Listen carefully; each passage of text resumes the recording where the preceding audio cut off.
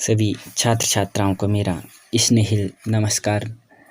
आज हम इस वीडियो में गोस्वामी तुलसीदास द्वारा रचित कवितावली नामक रचना से 2 कवित और 1 सवैया का अध्ययन करेंगे। जो ये कविता इस पाठ्य पुस्तक में लिए गए हैं, ये कवितावली के उत्तरकांड से लिए गए हैं। कवितावली गोस्वामी तुलसीदास की प्रसिद्ध रचना है।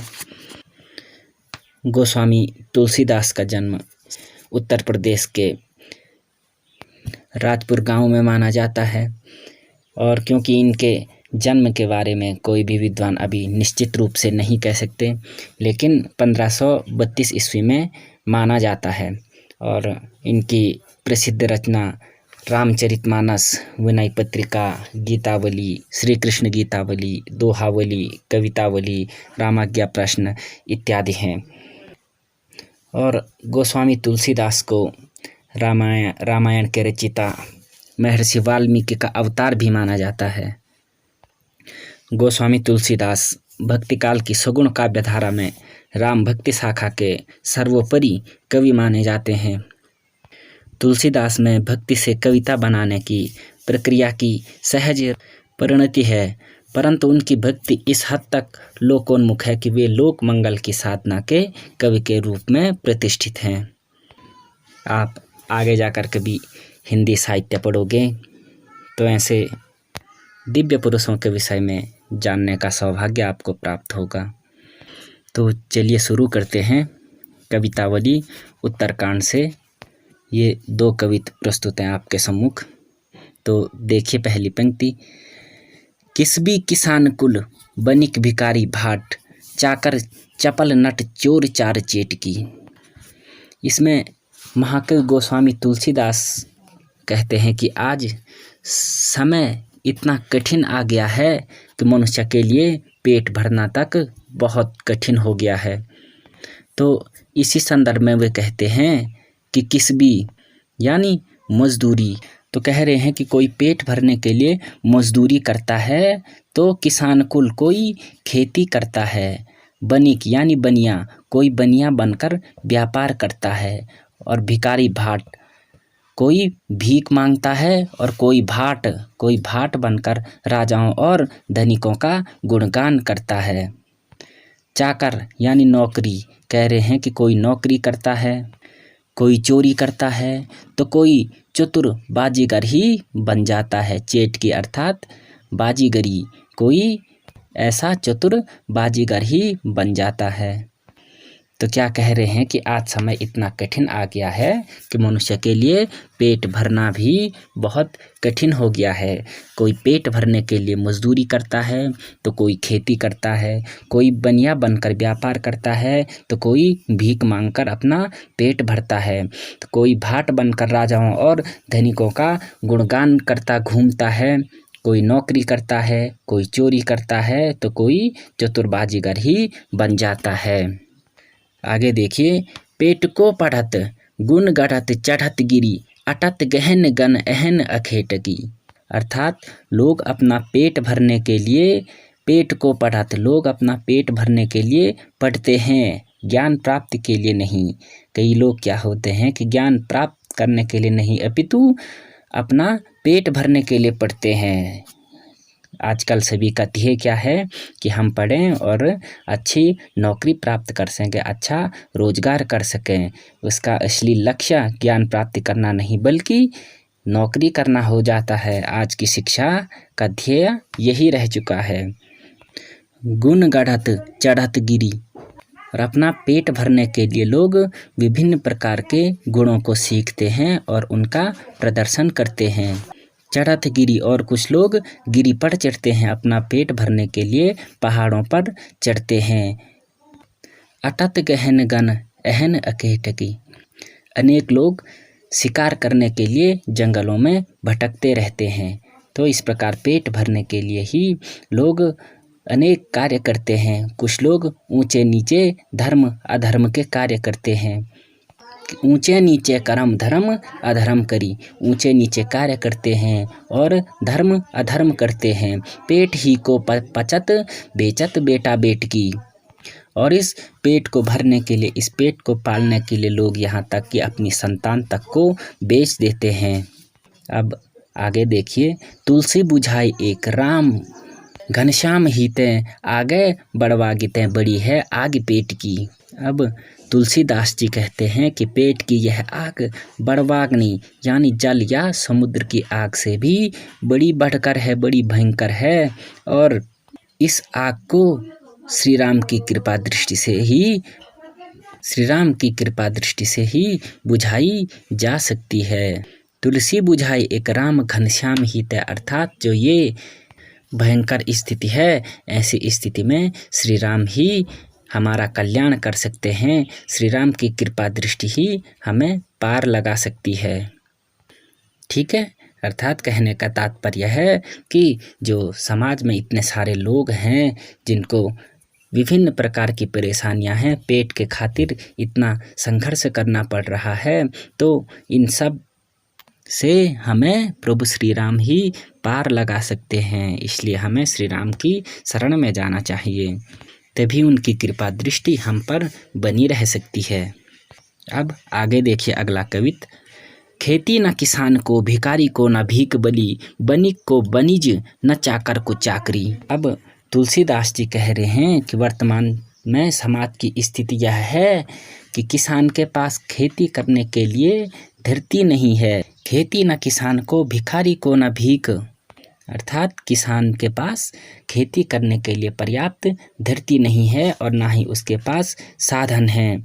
और भिखारी को न भीख, लोग आर्थिक दृष्टि से इतने कमज़ोर हो गए हैं कि भिखारी को भी भीख देने के लिए लोगों के पास कुछ नहीं है, अर्थात दूसरे जीवों के कल्याण के लिए बलि तक कोई नहीं दे पाता है, थोड़ा बहुत दान कोई नहीं कर पाता है, क्योंकि कोई भी सक्षम नहीं है। बनिक को बनिज न चाकर को चाकरी। जो बनिक हैं, जो व्यापारी हैं, उनका व्यापार नष्ट हो चुका है। उनकी क्रय शक्ति, जो समाज के लोग होते हैं, उन लोगों की क्रय शक्ति ही समाप्त हो चुकी है, क्योंकि उन पर कुछ भी वस्तु क्रय करने के लिए पर्याप्त पैसे नहीं हैं, ना ही उनके पास कोई आजीविका है।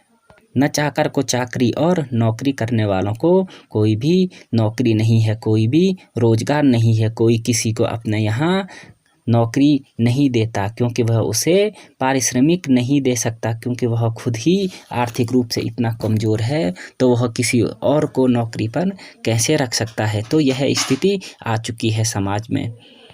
आगे देखिए, जीविका विहीन लोग सिद्ध्यमान सोच बस, कहें एक एकन सौ कहाँ जाई का करी। अब जीविका विहीन लोग जीविका विहीन हो चुके हैं। उन्हें हर समय यही चिंता सताती रहती है कि अब क्या होगा। जीविका विहीन लोग सिद्ध्यमान सोच बस, जो ये जीविका विहीन लोग हैं, जो आजीविका विहीन लोग हैं, वह हर क्षण यही सोचते रहते हैं। और कहें एकन एक सौ, एक दूसरे के पास लोग यही कहते हैं, यही बात करते रहते हैं कि कहाँ जाए का करी, हम कहाँ जाएं और क्या करें ताकि हम अपने अच्छे दिनों को ला सकें, जिससे हमारी आवश्यकताओं की पूर्ति हो सके। आगे देखिए, वेदों पुराण कहीं लोकों बिलोकियत, साकरे समय पे राम रावरे कृपा करी।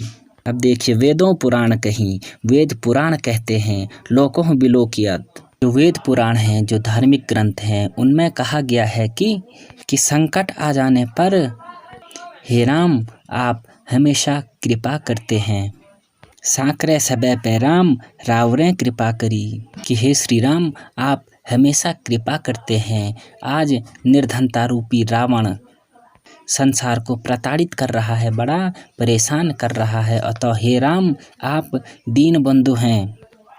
दारिद्र दशानन दबाई दुनी दीन बंधु, आप दीन बंधु हैं और रावण द्वारा दबाई गई इस प्रजा का केवल आप ही भला कर सकते हैं। पाप से जल रही इस दुनिया को देखकर तुलसीदास जी कहते हैं कि मैं आपसे आर्त भाव से प्रार्थना करता हूँ कि आप पापों से जलते हुए इस संसार का उद्धार करें और करुण कृपा से इस संसार की रक्षा करें। तो जब धरती पर रावण द्वारा समाज के लोगों को अत्यधिक प्रताड़ित किया जा रहा था, तो समाज की रक्षा के लिए, लोगों की रक्षा के लिए गोस्वामी तुलसीदास जी श्री राम से गुहार लगा रहे हैं कि केवल आप ही इन दीन दुखियों की रक्षा कर सकते हैं और रावण द्वारा हो रहे पाप से, उसके अन्याय से संपूर्ण प्रजा को सुरक्षित कर सकते हैं। अतः हे श्री राम, इन सब पर कृपा कीजिए, इनकी रक्षा कीजिए। ठीक है, ये 2 कविता हमारे पूरे हो चुके हैं। अब इसके नीचे एक सवैया है, इसका भी अर्थ हम जान लेंगे और जो इसके बाद इसी का जो दूसरा भाग है लक्ष्मण मूर्छा और राम का विलाप, इसको हम फिर दूसरे भाग में पढ़ लेंगे। अभी इसका अर्थ देखिए। धूत कह अवधूत कह राजपूत कह जोल्हा कह कोऊ, काहू की बेटी सौ बेटी न ब्याहव, काहू की जाति बिगाड़ न सोऊ। महाकवि तुलसीदास जी कहते हैं कि कुछ लोग मुझे धूत कहो, कुछ लोग मुझे यदि धूर्त कहते हैं, कुछ अवधूत कहो या कुछ अवधूत परमहंस कहते हैं। यदि मुझे कोई क्षत्रिय कहता है, कोई राजपूत कहता है, कोई जोल्हा कहता है, इस बड़ाई या बुराई का मुझ पर कोई प्रभाव नहीं पड़ता, कोई असर नहीं होता। काहू की बेटी सो बेटा न ब्याहव, काहू की जाति बिगाड़ न सो। कह रहे हैं कि मेरा कोई पुत्र भी नहीं है कि जिसका विवाह मैं किसी की पुत्री से करके उसकी जाति बिगाड़ूंगा। अर्थात कोई मुझे धूत कहता है, कोई अवधूत कहता है, कोई क्षत्रिय कहता है, कोई जोलाहा कहता है, तो कहने दो, मुझे कोई फर्क नहीं पड़ता, मुझ पर कोई असर नहीं होता, क्योंकि मेरा तो कोई पुत्र भी नहीं है कि जिसका विवाह मैं किसी की पुत्री के साथ करके उसकी जाति बिगाड़ लूँगा। बल्कि तुलसीदास जी क्या कहते हैं, तुलसी सर नाम गुमानो है राम को, जाको रुचै सो कहें कुछ ओहूँ, मांग के खेबो मसीत को सोइबो, लेबो को एक न देव को दोऊँ। कह रहे हैं कि राम के दास के रूप में विख्यात हूँ, कि तुलसी तो रामदास के रूप में विख्यात है। अतः जिसे जो अच्छा लगे वह मुझे वो कहे, जिसकी जिसमें रुचि है, जो जिसको भाता है वह मुझे वही कह सकता है। वह कहे अथवा न कहे, इससे मुझे कोई लेना देना नहीं। मांगी के खेबो, मैं तो मांग कर खाता हूँ। मसीत को सोइबो, देवालय में रात को सो जाता हूँ। लेबो को एक न देव को दो, मुझे किसी से कुछ लेना देना नहीं है, मैं तो बस अपनी राम धुन में मस्त रहता हूँ। अर्थात समाज के लोग कुछ भी कहें, मुझे भला कहें या बुरा कहें, मुझ पर उसका कोई असर नहीं होता है। मैं तो राम नाम के रूप में, उनके दास के रूप में विख्यात हूँ, क्योंकि गोस्वामी तुलसीदास राम के अनन्य भक्त थे। वह 8 पहर राम के नाम को जपते रहते थे और उन्हीं की भक्ति में लीन रहते थे। अतः उन्हें समाज से कोई लेना देना नहीं है कि समाज के लोग उन्हें भला बुरा कुछ भी कहें, इससे उन्हें कोई फर्क नहीं पड़ता है, क्योंकि उन्हें न किसी से कुछ लेना है न किसी से कुछ देना है, बल्कि वे तो राम की धुन में मस्त रहते हैं। ठीक है, तो तब तक आप इस कवितावली का अर्थ देखिए। इसके बाद हम जो इसका भाग 2 है लक्ष्मण मूर्छा और राम का विलाप, इसका बाद में अध्ययन कर लेंगे और आपको इससे संबंधित प्रश्न उत्तर भी तभी प्रेषित कर लेंगे। तब तक आप इसका अर्थ बड़े ध्यानपूर्वक समझिएगा और काफ़ी महत्वपूर्ण है ये, इसलिए इसका अर्थ बड़े ध्यान से समझिएगा। ठीक है, तो मिलते हैं फिर इसके भाग 2 में, जहाँ लक्ष्मण मूर्छित हो जाते हैं। जब जो मेघनाद होता है, जो इंद्रजीत होता है, वह लक्ष्मण को मूर्छित कर लेता है। उसके पश्चात राम का जो विलाप होता है, उनका जो क्रंदन होता है, तो उसको इसमें दर्शाया गया है। इसको हम बाद में पढ़ लेंगे। अभी आप इस कवितावली का अर्थ जान लें। ठीक है, धन्यवाद।